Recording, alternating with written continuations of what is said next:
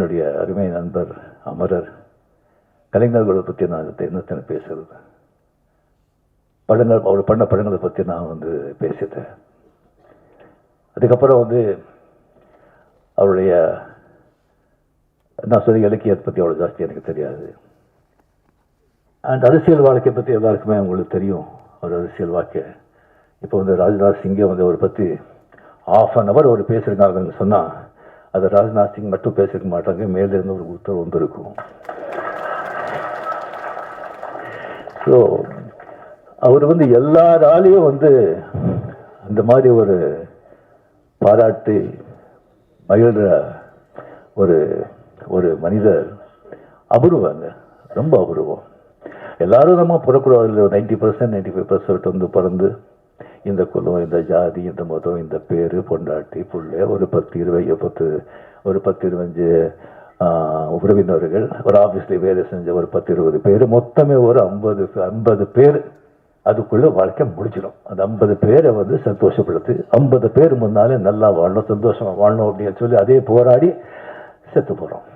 But சில பேர் தான் சமூகத்துக்கு, ஒரு இனத்துக்கு, சமூக நன்மைக்காக போராடணும், பாடுபடணும் அப்படிங்கிறது ஒரு சில பேர் தான். அது கலைஞர் அதில் ரொம்ப முக்கியமானவர், ரொம்ப முக்கியமானவர். அவர் சந்தித்த சோதனைகள், விமர்சனங்கள் வேறு யாராவது இருந்தால் காணாமல் போயிருப்பாங்க. விமர்சனங்கள் வேணும், தேவை. அது ஒரு மழை மாதிரி இருக்கணும், புயல் மாதிரி இருக்கக்கூடாது. புயல் மாதிரி இருந்தால் சரியான மரங்களே சாஞ்சு போயிடும். ஆனால் இது ஆலமரம், வேறு ரொம்ப ஸ்ட்ராங். அவருடைய உடன்பிறப்புகள், அந்த வேறு ரொம்ப ரொம்ப ஸ்ட்ராங்.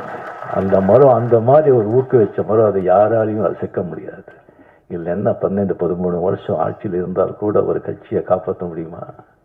5 வருஷம் இல்லைன்னு சொன்னாலே திண்டாடுறாங்க. சாதாரண விஷயம் இல்லை. ஸோ அவரை பற்றி வந்து போக போக பெரிய இந்த மாதிரி பெரிய பெரிய மகான்களேன்னு சொல்லலாம். அவர் செத்த பிறகு இன்னும் புகழ் ஜாஸ்தி ஆகிட்டே இருக்கும். உங்களுக்கு தெரியும், பாரதியார் செத்தப்போ 15 பேர் இல்லை. இப்போ என்ன புகழ், என்ன இது, அந்த மாதிரி நாளுக்கு நாள் ஜாஸ்தி ஆகிட்டே இருக்கும். அவர் கூட இன்னும் எத்தனையோ புத்தகங்கள் வந்துட்டு இருக்கும். அவரை பற்றி படமும் எடுக்கணும்னு சொல்லி எனக்கு வந்து நான் கேட்டுக்கிறேன். ஸோ அவருடைய மிகப்பெரிய அதிசயம் வந்து எந்த விமர்சனம் வந்தால் கூட வந்து ஒரு பெரிய ஒரு பத்திரிகை நண்பர் அவர் வந்து கலைஞர் வந்து நிறைய இன்டர்வியூ பண்ணியிருக்காங்க.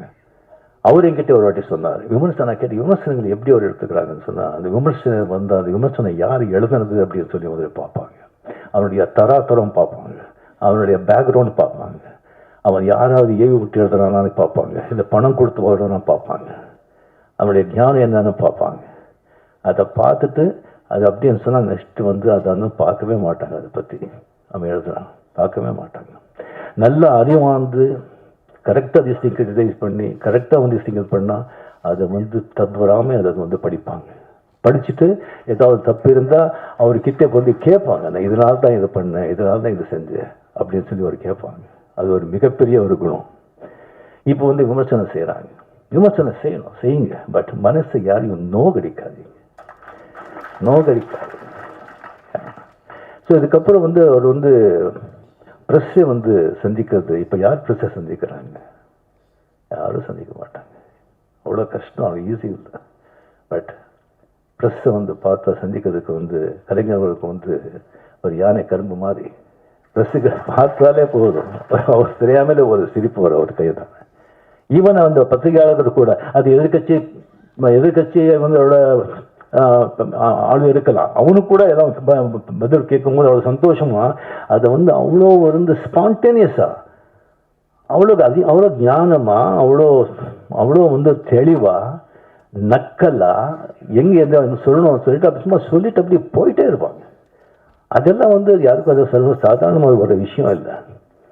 அண்ட் பேச்சாளர், எத்தனையோ பேச்சாளர் இருக்காங்க, ஒவ்வொருத்தருக்கும் ஒரு பாணி இருக்கும். சில பேச்சு பொதுவாக வந்து இங்கே பேச்சாளர் நல்ல பேச்சாளர் அப்படின்னு சொன்னால் அங்கங்கே கேப் கொடுப்பாங்க, சில இடத்துல அழுத்துவாங்க, சில இடத்துல ரோஷமாக பேசுவாங்க, சில இடத்துல சோகமாக பேசுவாங்க, சில இடத்துல கர்ஜிப்பாங்க. ஆனால் கலைஞருடைய பேச்சு பார்த்தீங்கன்னா சும்மா வீணை மாதிரி ஒரே சுரத்தில் இருக்கும், ஒரே சுரத்தில் இருக்கும்.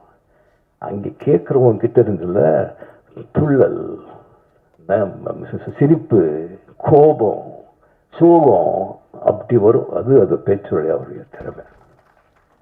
ஸோ இது அவர்கிட்ட நடந்தது. அவர் எப்போவுமே ஒரு சந்தோஷமாக பார்க்கும்போது, வாங்க எப்படி இருக்கீங்க, நல்லா இருக்கீங்களா, ஷூட்டிங் எது அப்படின்னு விசாரிப்பாங்க. முதல்ல ஷூட்டிங் எது விசாரிப்பாங்க, ஏன்னா அதுதான் என் தாய் வீடு. ஸோ விசாரிப்பாங்க. சந்தோஷம் எப்போவுமே 2 தடவை அவர் சோர்ந்து போய் ரொம்ப சோகமாக வாங்க அப்படின்னு சொன்னது. ஒன்று, முரசொலி மாறன் அவர்கள் அப்போலோ ஹாஸ்பிட்டலில் அட்மிட்டாக இருக்கும்போது அங்கே அந்த ரூமில் உட்காருக்கும்போது ரொம்ப சோகமாக இருந்தார். 2வது தடவை செக்ரட்டரியேட்டில் வீரப்பன் ராஜ்குமார் எடுத்துகிட்டு போகும்போது அப்போ வாங்க, ரொம்ப சோகமாக இருந்தார். இப்படி பண்ணிட்டாரு, என்ன பண்ணுறது அப்படின்னு சொல்லி அந்த 2 டயத்தில் தான் அவர் தான் பார்த்தது. மிச்ச டயத்தில் அவர் சிஎம்மாக இருந்தாலும் ஒன்று தான், சிஎம் இல்லைன்னாலும் ஒன்று தான். அவர் சிஎம் எப்படி திருடுன்னு சொன்னால் வீட்டுக்கு முன்னாலே நிறைய போலீஸு பாதுகாப்பு இருக்கும். ஆஹா இப்போ சிஎம் இல்லைன்னா எந்த வித்தியாசமும் தெரியாது. சிவாஜி படம் நீங்கள் எல்லாம் பார்த்துருப்பீங்க. மொத்தம் அரசியல்வாதிகளை சாடி அரசியல்வாதிகளை விமர்சனம் பண்ணி, அரசாங்கத்தை விமர்சனம் பண்ணி, லஞ்சத்தை பற்றி சொல்லி அது எடுத்த படம். அது அந்த கதை தெரிஞ்சிருந்தும் சிஎம் அவர்கள் அந்த படத்தை பார்த்தாங்க. படத்தை பார்த்த பிறகு வைரமுத்து சார், வைரமுத்து அவர் கூட படத்தை பார்த்தாங்க. பார்த்த பிறகு வைரமுத்து அவர்கள் சொன்னாங்க, சார் உங்களுக்கு ரொம்ப தைரியம், இந்த மாதிரி படம் எடுத்து சிஎம் பக்கத்துலேயே உட்காந்து பார்க்குறீங்களே அப்படின்னு. படத்தை பார்த்து சிஎம் கலைஞர் அவர்கள் சொன்னாங்க, அப்படியே பார்த்து நமக்கு இதெல்லாம் ஒழிக்கணும், நல்லது பண்ணணும்னு ஆசை அப்படின்னு சொல்லி பெரும் மூச்சுட்டார். அந்த மூச்சில் பல 1000 விஷயங்கள் இருந்தது. அதுக்கப்புறம் வைரமுத்தவர்கள் சொன்னேன், நான் பார்த்தது முக்கியம் இல்லைங்க, இந்த மாதிரி படத்துக்கு வெற்றி விழாவுக்குள்ள நான் கலந்துக்கிறேன்னு சொல்லியிருக்காங்க. அது தைரியம். அங்கே அத்த வெற்றி விழாவில் கலந்து கொண்டு எல்லாரையும் புகழ்ந்து எல்லாருக்கும் கேடியை கொடுத்து அவ்வளோ சந்தோஷப்பட்டாங்க. அவர் எனக்கு உடம்பு சரியில்லை, அப்போ ஹாஸ்பிட்டலில் டிஸ்டிங் இருந்தேன். எந்திரிச்ச கொஞ்சம் மூச்சு திறன் ஹாஸ்பிட்டலில் இருக்கும்போது மார்னிங் நான் பார்க்குறேன், மஞ்சளை சொல்லி போட்டு அந்த வண்டியில் அப்படியே நிற்கிறாங்க முன்னால். எனக்கு ஒன்றும் தெரியல. கொஞ்சம் அப்படியே கிட்ட வந்தாங்க. கிட்ட என் கை பிடிச்சிட்டு கண்ணில் தண்ணி வெளியே வருதுங்க. நான் என்ன பண்ணேன், அவங்களுக்கு எவ்வளோ ஒரு அன்பு பாசம். கொஞ்ச நாள் பழகினவருக்கு சொன்னால் நீங்கள்லாம் கூடவே இருக்கும்போதெல்லாம் அவங்களுக்கு எப்படி இருக்குன்னு உயிரே கொடுத்துடலாம் இல்லை.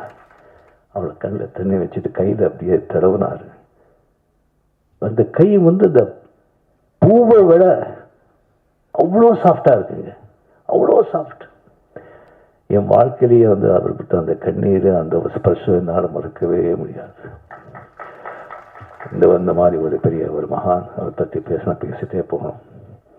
ஸோ அந்த ஒரு அருமையான ஒரு புத்தகத்தை எனக்கு அதை வெளியிட்டு அது எனக்கு வாங்குற அந்த வாய்ப்பு எனக்கு கொடுத்ததுக்கு வேலூர்களுக்கு மனமார்ந்த நன்றி, சிஎம்களுக்கு மனமார்ந்த நன்றியை தெரிவித்துக் கொண்டு என் பேச்சை முடிச்சுக்கிறேன்.